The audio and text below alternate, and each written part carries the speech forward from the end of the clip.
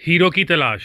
पाकिस्तानी सियासत में एक्शन और सस्पेंस इतना बढ़ चुका है कि अवाम की अक्सरियत इस फिल्म में दिलचस्पी खोती जा रही है। जब फिल्म शुरू होती है तो खिड़की तोड़ रश नजर आ रहा था, क्योंकि अमरीकी साजिश के डायलॉग ने जबरदस्त सस्पेंस पैदा कर दिया था और गुलामी से आज़ादी के नारों ने भी खूब तवज्जो हासिल की थी। लेकिन फिर इस फिल्म में बार बार यू टर्न आने लगे।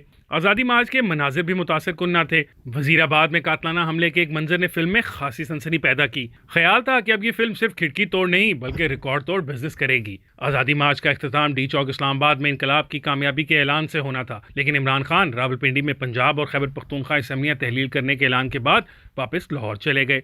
इनका ख्याल था कि जैसे ही दो सूबों की असम्बलियां टूटेंगी तो पूरे मुल्क में नए इंतखाबात का ऐलान हो जाएगा।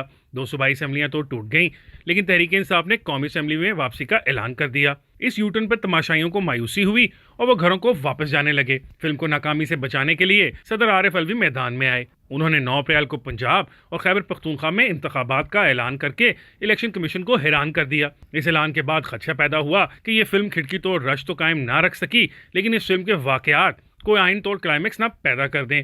फिर चेयरमैन नैब आफ्ताब सुल्तान का इस्तीफा सामने आया। कुछ तशवीश बढ़ी, लेकिन चौधरी परवेज इलाही की तहरीक इंसाफ में शमूलियत के मोड़ ने फिल्म में कॉमेडी का माहौल पैदा करके तमाशाइयों को हंसने का मौका फराहम कर दिया।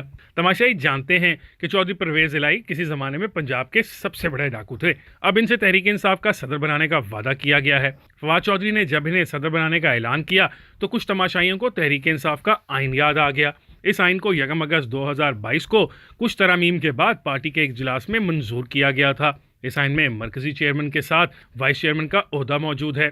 आइन में सीनियर नायब सदर और नायब सदर भी है, लेकिन मरकजी सदर का ओहदा आइन की दस्तावेज में नहीं है। सूबाई सदूर के ओहदे मौजूद हैं, लेकिन कोई ओहदा खाली नहीं। मतलब यह है कि चौधरी परवेज इलाही के लिए एक ऐसे ओहदे का ऐलान किया गया है जो तहरीक इंसाफ के आइन में ही मौजूद नहीं। हो सकता है चौधरी साहब की हालिया खिदमात के एवज तहरीक इंसाफ अपने आइन में तरमीम करके बगैर किसी इलेक्शन के इन्हें सदर बना दे। मुस्लिम लीग नून अगर बगैर इलेक्शन के मरीम नवाज के लिए ओहदे का ऐलान कर सकती है, तो तहरीक इंसाफ चौधरी परवेज इलाही के लिए ओहदा क्यों तख्लीक नहीं कर सकती? आखिर इन पार्टियों में फ़र्क ही कितना है? इन्हें ना पार्टी के आइन की परवाह न पाकिस्तान के आइन की परवाह है। जिस फिल्म का जिक्र हो रहा है, इसमें अवाम की अदम दिलचस्पी की एक वजह यह भी है कि इन्हें समझ नहीं आ रहा कि हीरो कौन है और विलन कौन। सब किरदार विलन जैसे हैं।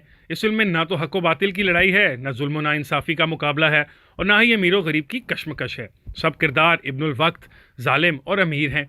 कभी मिलकर जनरल बाजवा के लिए तालियां बजाते हैं, कभी मिलकर जनरल बाजवा को बुरा भला कहते हैं। एक दूसरे को जेल भेजना इन सब का महबूब मशगला है, और आइन की खिलाफ वर्जी इन किरदारों की एक मुश्तरका खसूसियत है।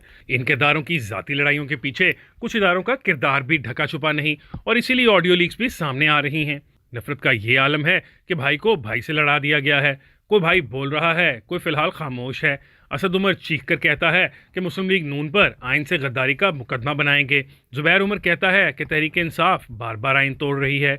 वजीर दिफा ख्वाजा आसिफ ने सदर आरिफ अलवी की तरफ से 2 सूबों में इलेक्शन की तारीख के ऐलान को भी आइन की खिलाफ वर्जी करार दे दिया है। आइन के साथ खिलवाड़ का जो सिलसिला अप्रैल 2022 में शुरू हुआ था, वो बददस्तूर जारी है। इमरान खान के खिलाफ तहरीक आदम एतमाद एक आइनी तरीका था, लेकिन इमरान खान ने आइन की दफ़ा 5 की आड़ में तहरीक आदम एतमाद लाने वालों को मुल्क दुश्मन और गैर मुल्की एजेंट करार दे दिया। डिप्टी स्पीकर कासिम सूरी की एक रूलिंग की बुनियाद पर कौमी असम्बली तोड़ दी गई और सदर आरिफ अलवी ने इस इकदाम की तौसीक कर दी। सुप्रीम कोर्ट ने कासिम खान सूरी की रूलिंग और सदर व वज़ीर आज़म के इकदाम को गैर आइनी करार देकर असम्बली बहाल कर दी। सदर आरिफ अलवी के एक एक्शन के खिलाफ सुप्रीम कोर्ट का फैसला आ चुका है। इन्हें मोहतात रहना चाहिए था, क्योंकि सुप्रीम कोर्ट के जिस 3 रुकनी बेंच ने कौमी असम्बली को बहाल किया, इस बेंच के एक मुअज़्ज़िज़ रुकन जस्टिस मज़हर आलम मियाँ खैल ने लिखा कि सारे मामले पर आइन की दफ़ा 6 का इतलाक़ का फैसला पार्लियामेंट को करना चाहिए। शहबाज शरीफ की काबीना के अरकान की अक्सरियत सदर आरिफ अलवी, इमरान खान, फवाद चौधरी और कासिम खान सूरी पर दफ़ा 6 के तहत बगावत का मुकदमा बनाना चाहती है, क्योंकि जिस गैर मुल्की साजिश को बुनियाद बनाकर फवाद चौधरी ने कौमी असम्बली में दफ़ा 5 का जिक्र किया था, इस गैर मुल्की साजिश के मुतल्लिक खुद इमरान खान यूटर्न ले चुके हैं। दूसरी तरफ असद उमर मौजूदा हुकूमत पर दफ़ा 6 लगाना चाहते हैं। काश कि असद उमर इस वक्त बोलते जब इनकी काबीना ने एक डिक्टेटर मुशर्रफ पर दफ़ा 6 लगाने वाले जज वकार सेठ का फैसला मुस्तरद किया था। अप्रैल 2022 में इमरान खान ने जो आइन शिकनी शुरू की, वो 2023 में भी जारी है। 2 सूबों में इंतखाबात के इल्तवा की कोई ठोस वजह फिलहाल सामने नहीं आई। शहबाज शरीफ हुकूमत के इस आइन शिकनी पर बहुत से पाकिस्तानी दिल गिरफ्तार हैं। इसी दिल गिरफ्तगी को तूफान बनाने के लिए इमरान खान ने जेल भरो तहरीक का ऐलान कर दिया। लेकिन सितम ज़रीफ़ी देखिए कि अवाम को जेल भरने का दर्स देने वाले खान साहब ने خود لاہور ہائی کورٹ سے حفاظتی ضمانت لے لی ہے، تو پھر یہ فلم سپر ہٹ کیسے ہو سکتی ہے؟ ہیرو کی انٹری کے بغیر فلم کامیاب نہیں ہوگی۔ ہیرو کو ہاتھ میں گنڈاسا پکڑ کر قتل و غارت نہیں کرنی، بلکہ ہاتھ میں آئین کی کتاب اٹھا کر سب کو بتانا ہے کہ اس کتاب کا مذاق اڑانا بند کرو۔ آئین توڑنے والوں کے خلاف جو بھی ایکشن لے گا وہی پاکستان کا ہیرو ہوگا۔